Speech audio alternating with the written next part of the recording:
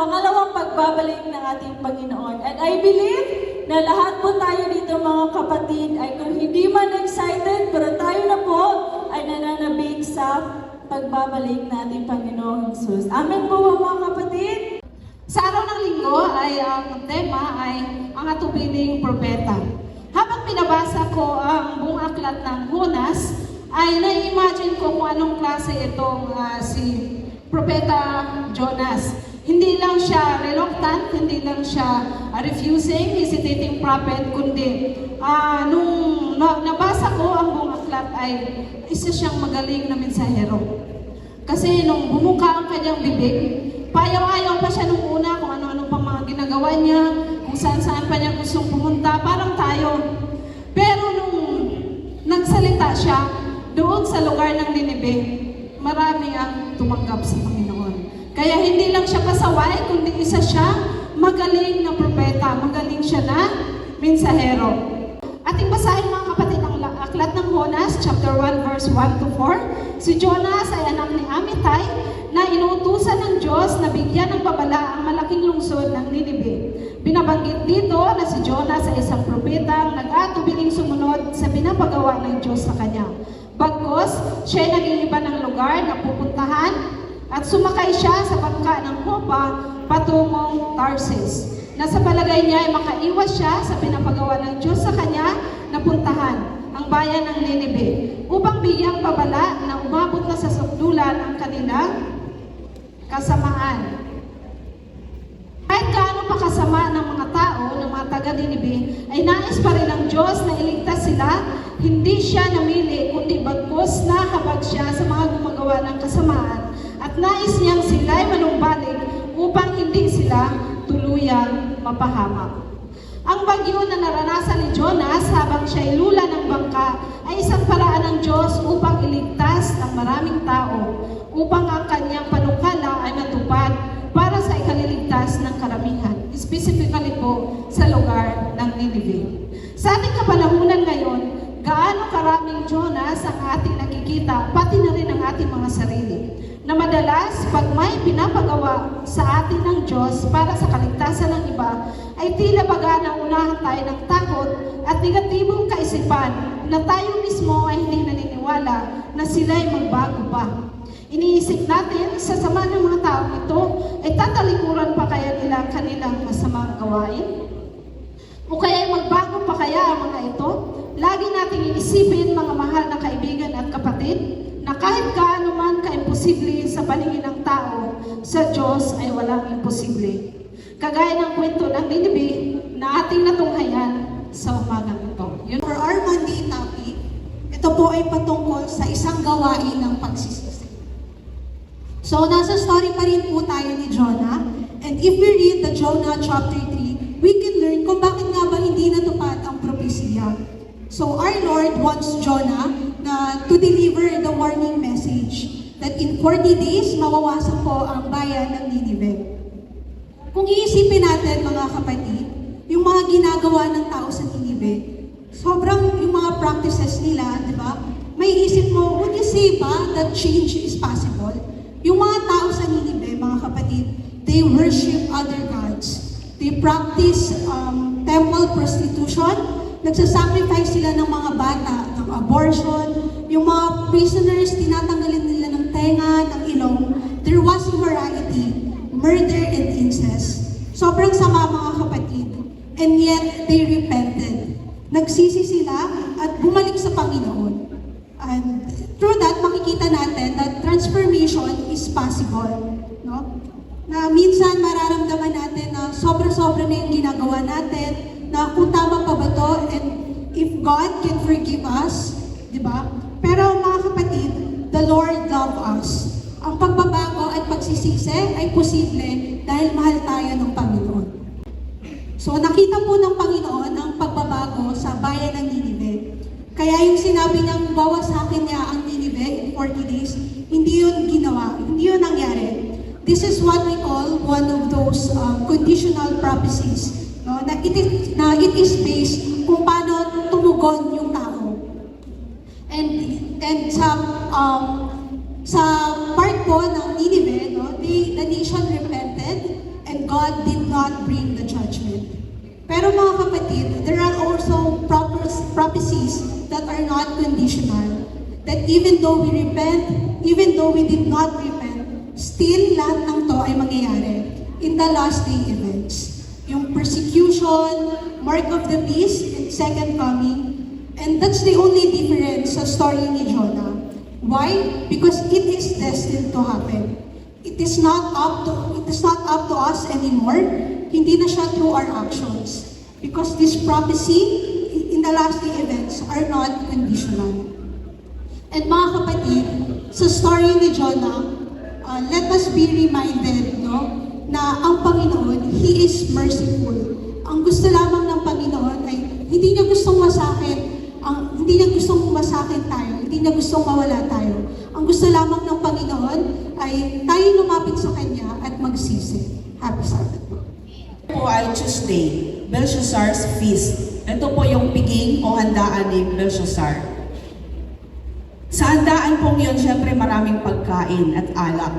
Ang masama po dito, yung mga gamit ng Panginoon, yung mga gintong sisidlan, ay pinakuha niya at ginamit para gamitin sa pansarili. Gagamitin para ipagyabang sa kanyang mga kaparty, kainuman niya. Gagamitin ang banal na mga sisidlan para sa personal na gamit. Habang nagiinom sila kasama ang kanyang mga maharlikang mga opisyal at ang mga asawa nito at ang asawa niya rin, ay merong kamay na biglang lumabas. At ito ay sumulat. At ang sulat ay nakalagay, mini tekel o person. Ano po ang ibig sabihin nito mga kapatid? Yung sulat na yun nagpanginig sa Haring Belshazzar. Dito sa tala, Daniel 5, chapter 5, verses 1 to 31. As proud king, actually silang dalawa. Pero si Nabucodonosor ay nagsisi siya at ibinigay niya ang sarili sa Panginoon nung siya'y namuhay sa kaparangan. Ang nakalagay, mini.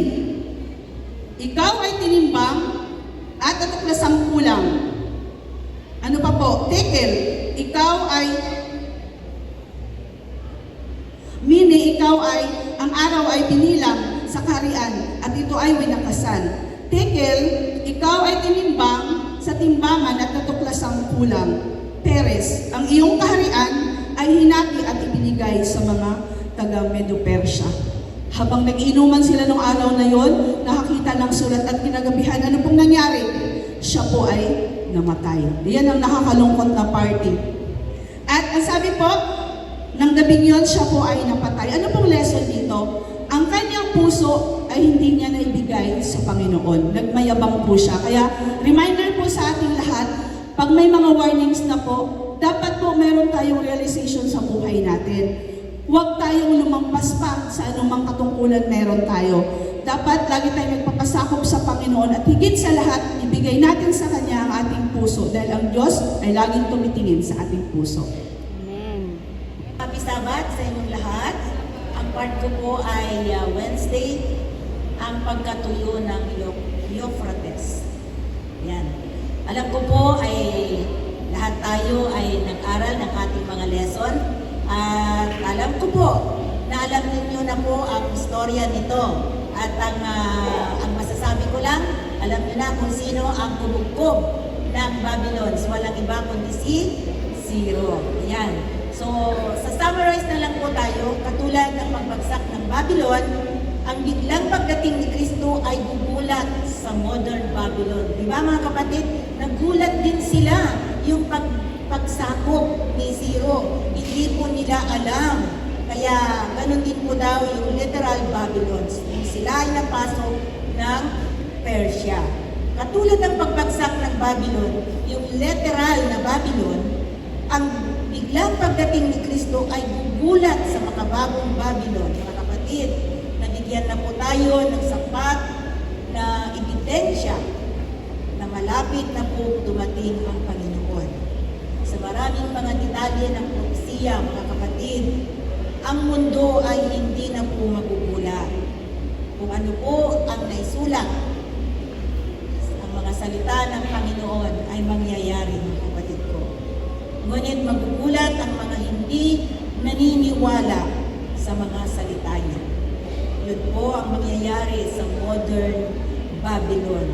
Pero mga kapatid, we do not need to be surprised. Huwag sana tayo matulad ng mga old Babylons. Kasi sapat na kaalaman na po ang ibinigay sa atin. Nandyan po ang Bible. Bukas at kung ito ay binabasa natin, hindi lang po mga Bible ang nababasa natin, mga magazine na nilimbag ng ating limbagang Adventista. Marami na po tayong mga nakikita, mga nababasa na malapit na ang Panginoon, mga kapatid. Ito yung mga signs of the times. Kaya, magugulat po ba kaya tayo pag ito ay dumating, kagaya ng Babylons? Baka magaya din po tayo, mga kapatid, ang old Babylons. Hindi nagbantay at matibay ang kanilang depensa, ngunit meron din po silang kahinaan. Ang pagtuyo ng River Euphrates, mga kapatid, ay naging hudyat na napasok ang mga mananakop sa loob ng Babylon dahil kanilang tinuyo ang River of Euphrates. Ito po yung last fulfillment ayon sa Revelation 16 verse 12. Akin pong babasahin. Verse 12. At ibinuhos ang ika-anim ang kanyang mangkok sa malaking ilog ng Euphrates at natuyo ang tubig nito upang mahanda ang dadaan ng mga hari mula sa sikatan ng araw. So, alam na po natin na doon sa literal na Babylons ay si Citro ang nagamit na hari. So, walang iba ang magagaling sa silangan ay kundi ang ating Panginoong Jesus. Tugang maray na aga. Pagkatong topic ay Thursday, si Ciro ang pinanira. Makita po natin na si Ciro ay tinangguri ang great king, hari ng mga hari. Na kung isipin natin ang hari natin ay si Kristo, di ba? Pero sa panahon na yan, sabi ito sa leksyon, 150 years before na mabuhay si Ciro, siya ay tinawag na ng Diyos o pinahira na anoint, kagaya ng ating Panginoon. Pero ang kanyang papel, umpisa ng masakop ng Persia, ang Babylon, ay pinalaya ni Ciro ang Israel sa pagkalipin ni Bunga. At itong si Ciro sa kanyang paghahari ay na-restore niya ang Jerusalem. Nakita natin yan sa ating leksyon. At ang parallel o ang pagkahantulan niya kay Kristo, ito ay pinalaya niya ang sa spiritual Babylon, ang Israel. Tama po ba? Correct me. Tama. So, si Kristo, dahil si Ciro ay inaaniluhan niya ang ating Panginoon sa kanyang ikalawang pagbalik. Si Kristo ay pinalaya tayo sa kasalanan, sa Babylonia. So, sa pagdating ng ating Panginoon, parang nahanda tayo sa kanyang pagbabalik. Alalahan po natin si Ciro sa ating leksyon. Si Ciro ay hindi po siya Israelites. Siya ay isang pagano. Take note, mga kapatid. Ang Adventist ay nagdadala ng pabalita. Maaaring sa ating kalagayan ngayon, iniisip natin na tayo ay nasa atin ng katotohanan. Pero ang Panginoon ay kumukuha ng tao na parang hindi natin siya, sabi niya ay pagano nga siya eh.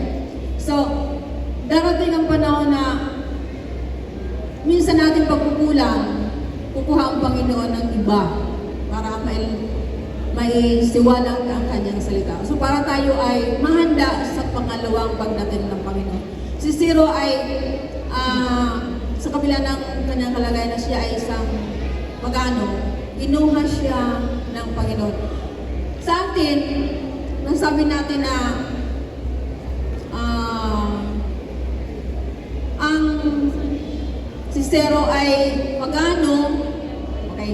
Si Zero ay pagano. Time na ba ako? Hindi pa. time is up. Okay. Bahala na ako po kayo. Pero ang ano yun, si Zero ay inihanda ang ang Israel at si Kristo naman ang ating inihanda tayo para sa kanyang pagdating. Lesson to remember with Jonah, Nebuchadnezzar, Belshazzar, and King Cyrus. Ang sabi nga, we can run, but we cannot hide from the Lord. So lahat ng ating ginagawa, maliit man, malaki, ay recorded lahat yan sa talaan ng Panginoon. And we are judged according to what we did. So contrary to King Cyrus, siya naman ay naging tapat, naging mabuti sa paningin ng Diyos. At siya ngayon ay kumani ng magandang bunga at siya ay nilalarawan ng katulad ni Jesus na ating tagapagligtas. Amen? So ang sabi rito, ang kabutihan at kasamaan ay paghihiwalayin ng Diyos. At ang kaligtasan ay maaaring ibigay sa iba. So mamili kayo kapatid, ang kaligtasan ba o mapunta tayo sa kasamaan?